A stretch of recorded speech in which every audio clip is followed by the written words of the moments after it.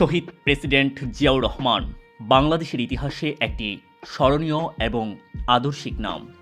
১৯৮১ সালের আজকের তারিখ অর্থাৎ ৩০ মে চট্টগ্রাম সার্কিট হাউসে শত্রুর বুলেটের নির্মম আঘাতে মাত্র ৪৫ বছর বয়সে এই পৃথিবী থেকে বিদায় নেন। ভেজালের ভিড়ে খাঁটি ঘিয়ের নিশ্চয়তায় কাজ করছে খাস ফুড, তাই খাস সিগনেচার A2 ঘি।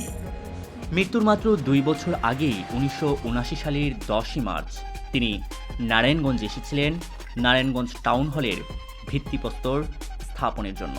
১৯৮১ সালের ১৯ জুলাই জিয়াউর রহমানের স্মৃতির প্রতি শ্রদ্ধা জানিয়ে নারায়ণগঞ্জ টাউন হলের নাম শহীদ জিয়া হল নামকরণ করে জিয়াউর রহমানের মৃত্যুর মাত্র ১.৫ মাসের মাথায় উদ্বোধন করা হয় শহীদ জিয়া হল। কিন্তু বর্তমানে সরেজমিনে এসে দেখা যায় জিয়াউর রহমানের স্মৃতি বিজড়িত সেই শহীদ জিয়া হল যেন হাজার বছরের পুরনো কোনো ভৌতিক বাড়িতে রূপান্তর হয়েছে। অধিকাংশ দেয়াল বটগাছের শিকড়ে আবিষ্ট, ভেতরের পরিবেশে যতটা ঘুটঘুটে অন্ধকার, দিনের আলোতেই ওপর থেকে জমে থাকা পানি পড়ার শব্দ গা ছমছম করে ওঠার মতো অবস্থা। সিঁড়ি বেয়ে ওপরে ওঠার সময় উৎকট গন্ধ, পানির আওয়াজ, মাকড়সার জাল আর পায়ের নিচে বিভিন্ন পোকামাকড়ের আনাগোনা। জিয়া হল মূলত একটি সামাজিক ও সাংস্কৃতিক অনুষ্ঠান আয়োজনের প্রাণকেন্দ্র।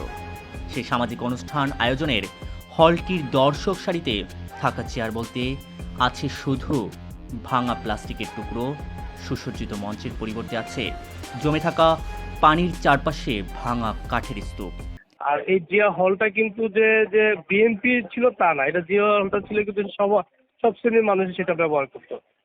এই দীর্ঘ ৭০ বছর জিয়া হলটার নামকরণ করার ফলে এই যিনি এইখানকার এমপি ছিলেন গডফাদার শামীম ওসমান, তিনি এই জিয়া হলটাকে যাতে ব্যবহার না করতে পারে সাধারণ মানুষ, সেই জন্য সেই জিয়া হলটাকে বন্ধ করে রেখেছিলেন। বন্ধ করতে করতে এমন একটি সময় এমন একটা পর্যায়ে নিয়ে আসছে যে কোনো কর্মসূচি এই সাংস্কৃতিক বলেন, তারপর সামাজিক সংগঠনের যে প্রোগ্রামগুলো আছে, ইসলামিক যে সংগঠনের যে প্রোগ্রামগুলো আছে, সেই প্রোগ্রামগুলো এই জিয়া হলে করতে দেওয়া হতো না। যার দরুন আপনি দেখবেন যে দীর্ঘ ১৫ বছরই জিয়া হলটাকে ব্যবহার না হওয়ার ফলে এইখানে আপনার এই আওয়ামী লীগের কিছু বিশেষ করে ছাত্রলীগ, যুবলীগ এবং আরো বাস্তুহারা লীগ, শ্রমিক লীগ, এদেরকে দিয়ে জিয়া হলের যে সরঞ্জামগুলো ছিল এইগুলো তারা লুট করে নিয়েছিল। এখানেই শেষ নয়, বাহির থেকে দৃশ্যমান ভবনটির সবার ওপরের তলায় বেশ বড় করে জিয়াউর রহমানের একটি মোরাল থাকলেও সেটি ভেঙে পড়ার পর এখন পিভিসি ব্যানারের একটি ছবিতে জিয়াউর রহমানের ছবিটি খুবই ছোট আকারে জায়গা করে নিয়েছে।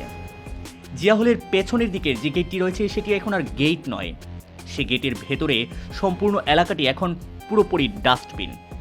মানুষজন যেন এখানে প্রতিযোগিতা করে ময়লা ফেলে একটি ময়লার স্তূপে পরিণত করেছে শহীদ প্রেসিডেন্ট জিয়াউর রহমানের স্মৃতি বিজড়িত জিয়া হলকে। জিয়া হলের অভ্যন্তরীণ ভবনের প্রতিটি দরজা এবং জানালারই অবয়ব থাকলেও নেই কোনো দরজা জানালা, যার ফলে ছিনতাইকারী, চোর, মাদকসেবীদের অভয়ারণ্য তৈরি হয়েছে এই জিয়া হল।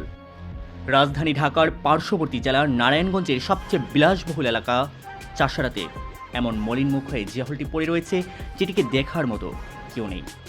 ভাইজান, ওই জিয়া হলটার ব্যাপারে এটা তো সংস্কার কাজ করা দরকার, বা ভেতরের পরিবেশ খুবই আছে। তো জিয়াউর রহমান তো আমাদের আদর্শ, এবং কালকের পরের দিনই হচ্ছে কালকেই তার শাহাদত বার্ষিকী। হ্যাঁ, তো এই ব্যাপারে আপনার একটা বক্তব্য চাচ্ছিলাম যে আপনারা এটার ব্যাপারে কি উদ্যোগ নিচ্ছেন আর কি, আজকে একটু এটা দরকার ছিল। আমার বক্তব্য হলো, এই কোনো একটা প্রতিষ্ঠান দিয়ে কেউ কোনো মানুষের হৃদয়ে স্পন্দনের স্থান করতে পারে, সে তার কর্ম দিয়ে স্থান করতে পারে। অতএব ফেসিস খুনি হাসিনা যারা চেয়েছিলেন জিয়া হলকে জনাকীর্ণ করে বা এটার অকেজো করে ফেলে জিয়া হল ভেঙে যাবে, তারপর আর কেউ জিয়া হল নাম না। কিন্তু যতবারই জিয়া হলকে তৎকালীন ফেসিস গডফাদার শামীম ওসমান জিয়াউর রহমানের মোরাল ভেঙেছেন, যতবারে এটাকে আঘাত করেছেন, ততবারে আমরা নারায়ণগঞ্জ মহানগর বিএনপির পক্ষ থেকে ততবারে প্রতিবাদ করেছি। আমরা ততবারেই আমরা এটার বিরুদ্ধে প্রতিরোধ গড়ে তোলার চেষ্টা করেছি। এখন যেহেতু এই দেশের জনগণ ২০২৬ সালের ১২ ফেব্রুয়ারি বলতেছি জনগণের ভোট দিয়ে হ্যাঁ। ক্ষমতা অধিষ্ঠিত হচ্ছে। অতএব এখন যেহেতু আমাদের হাতে আমাদের দল এবং তারেক রহমান এই দেশের প্রধানমন্ত্রী, আমাদের নাঙ্গল 4টি আসন এমপি, হুম। সিটি প্রশাসক, জেলা পরিষদ, অবশ্যই আমরা এটাকে মানে পুনর্নির্মাণ, এটাকে নতুন ভবন ভাবেই আবারও নির্মাণ করা হবে, সে কাজ চলতেছে। আমরা ইতিমধ্যে সরকারের কাছে দাবি জানাচ্ছি, প্রধানমন্ত্রী এবং সংসদীয় মন্ত্রীর কাছে এটা দাবি জানাচ্ছি, এই জিয়া হল ভবনকে নতুনভাবে নির্মাণ করার জন্য এবং নতুন প্ল্যানে। আগে যেভাবে ছিল এটা এইভাবে এখন নতুন করে এটাকে শুধু ওই ভাঙাচুরা ঠিক করলে হবে না, এটাকে পুরোপুরি নতুনভাবে নির্মাণ করতে হবে। সরকারের পালা বদলের পর বিএনপি সরকার ক্ষমতায় থাকার এই সময়েই নারায়ণগঞ্জবাসীর প্রত্যাশা সামাজিক ও সাংস্কৃতিক প্রাণকেন্দ্র জিয়া হলের সংস্কার কাজে দ্রুতই সরকার কার্যকরী ভূমিকা ও পদক্ষেপ গ্রহণ করবে।